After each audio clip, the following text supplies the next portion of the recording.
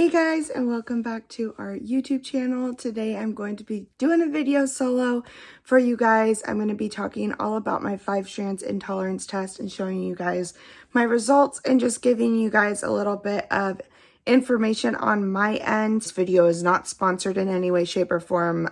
This is just my personal experience, and so just want to throw that out there that I don't get anything out of promoting this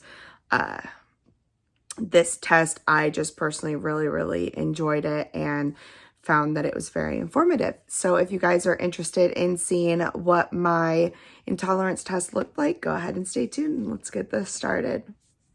All right, guys, but basically it is an intolerance test. The purchase that I made, well, I shouldn't say that I made, I asked for it for Christmas and my mom thankfully got it for me. And it tests 600 different, basically tests 600 different items in the test, and then they email you your results. And there's technically 4 different intolerance levels. There's level 3 that is severe, and there's level 2 which is moderate, level 1 which is mild, and then there's technically there's a 4th level that is just inconclusive. There wasn't enough to have it be rated 1 through 3. And I really liked that it was very easy to follow and that it was very easy to navigate through everything and understand where my results were coming from. So you need 10 to 15 strands of hair at least an inch long. And if you guys know me, I have extensions in, and so when I took my extensions out, the fallout that wasn't able to fall out naturally of my hair, I basically just sent that in, and it was way more than the 10 to 15 strands. So you can do it where you clean your brush out and then brush your hair and get strands out of your hairbrush. You can cut a little piece of your hair out. Anything that basically works with you, you guys can go ahead and do. All right, guys, so here's their website. It's very easy to navigate. You can just Google search 5STRANDS, and this is what their website looks like. Here's the different steps that you guys could go ahead and look into. And then here's some of their featured products and a little bit more of everything that they do. I'm going to go ahead and go over here. They have human testing and pet testing. They also have some other ones that are there. I'm going to focus on just the human testing and the pet testing. So this is what I personally did, was the food intolerance test, which is right here. And they do go on sale. And so I found mine right around like Christmas time. And so mine was actually a little bit less than that, but they have a whole bunch of different tests that you can follow, and they have like 2 packs. So like here's one for you and then one for your pet. They also have this one for you, one for your pet. And so I really like them. This one, I'll go ahead and kind of show you guys a little bit. So it comes just in a box like this, and it will tell you what exactly is tested: 600 food items, proteins, grains, fruits, spices, vegetables, preservatives, etc. And then common symptoms that you might feel or experience if you guys do have an intolerance to something. And then it kind of goes into a little bit more of exactly what they test, and then the steps again. Really unique with this one is they have their pet intolerances. Same exact tests, but they're for your pets instead. I personally have not tested any of the pet nutrition or intolerances, but I definitely want to get one for Nala. And so if you guys want me to share you those results, I can go ahead and do that as well. And then you can also look into what other stuff is tested, and all of that. So really like that their website is very easy to navigate. And now I will go ahead and show you guys kind of what the results look like.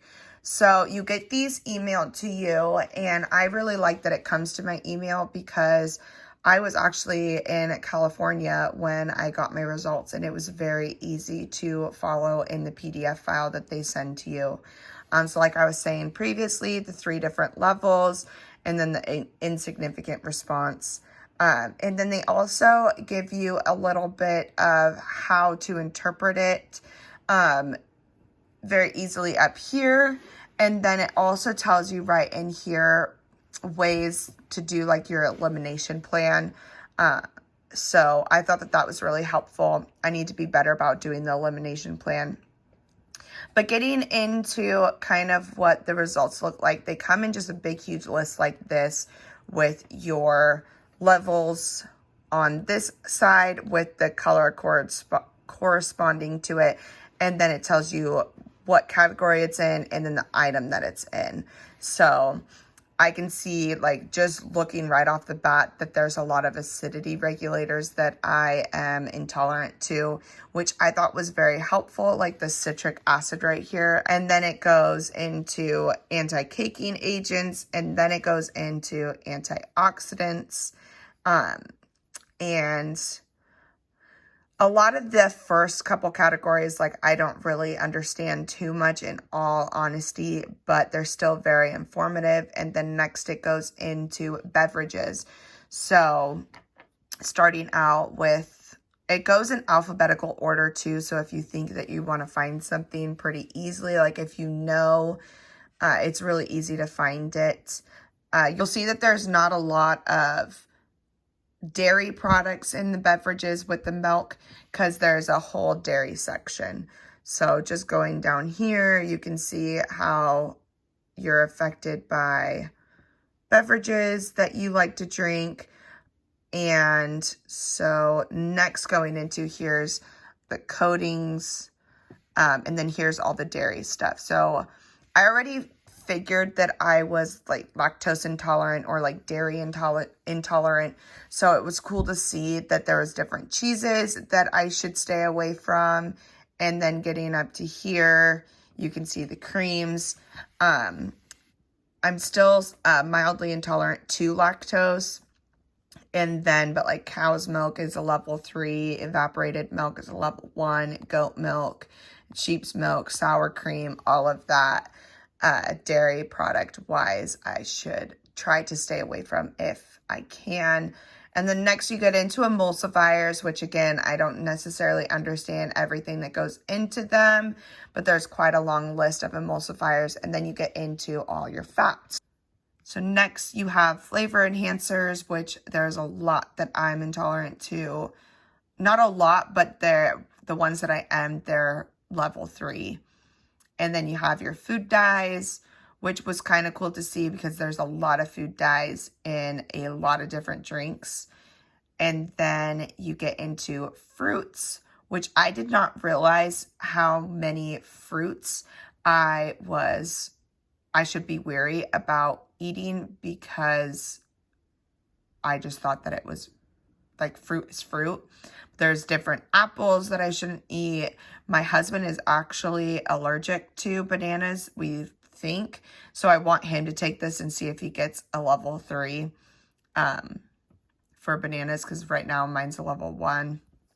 Then like cherries, I never had an issue with cherries, but I never just eat them straight or eat that many. And then like grapefruits, I love grapefruits, but I shouldn't eat them often, or I should just stick with pink grapefruits. So, and then grapes and guavas, honeydews, all of that type of stuff. Even more fruits right here. And then you get into all your grains. And then you have your miscellaneous modified starches. And then here you get into nuts, which I was really surprised. I hadn't had trail mix in a really long time. And then yesterday I was sitting on my couch and I was like, you know what? Let's grab a handful of like this trail mix. And I also bought it for my trip going down to California so that I would have something to like munch on. Not even, and I kid you, not even 2 minutes later, my stomach was very upset. So you get into all your nuts, preservatives, and then it was really cool to see the proteins that I should stay away from. I really don't care for any beef, And so, not gonna lie, when I saw this level 3, I was quite actually happy about it. And same with the chicken. And then egg whites, I was really surprised to see because I love eggs. And I don't really see a lot of issues when I eat the eggs all together. So I guess it'll just be a little bit different if I were to just do like an egg white scramble. But getting into other proteins, I saw a lot of proteins that I need to be wary about, which was kind of sad because there's a lot of things that would be good. And then you have salt substitutes, and then it goes all into seafood, which I have a lot of red on seafoods, which I was totally fine with. I don't care for seafood all too much. And then getting into spices, stabilizers, sweeteners, thickening agents, and then you get into your veggies, I believe, last. And there is quite a few vegetables that I didn't realize I was intolerant to. And then more vegetables, and that's it. So pretty easy to read. You get this. It would be really easy to just download and then print off so that you can kind of have it. All right, everybody. So that was basically what I wanted to share with you guys this week. Thank you guys so much for all of your support. Please don't forget to like this video and subscribe if you haven't already done so, and hit that bell notification so you guys get notified every time we upload a new video. But with that being said, bye guys. I'll see you next week. Trying to impress me, pulling out all the stops, making my head dizzy when you tell me